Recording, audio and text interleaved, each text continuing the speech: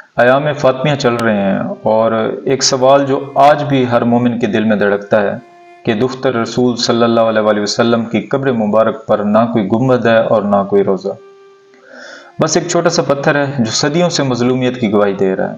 ظاہر جب مدینہ آتے ہیں تو بی بی کی زیارت کی حسرت دل میں لیے آتے ہیں، اور ان کے دل میں ایک حسرت ہوتی ہے، وہ اپنے اشکوں کا سہارا لیتے ہیں اور دور سے اشارے کرتے ہیں ایک دوسرے کو کہ وہ دیکھیں بی بی کی مزار۔ اتنی پابندی لگائی ہوئی ہے وہاں کی حکومت نے کہ مزار کی طرف دیکھنے تک نہیں دیا جاتا۔ کہا جاتا ہے کہ ایک ایرانی مومن زیارت کے لیے گیا اور جب بی بی کا مزار دیکھا، مزار کو دیکھنے کے بعد وہ پیچھے پلٹا۔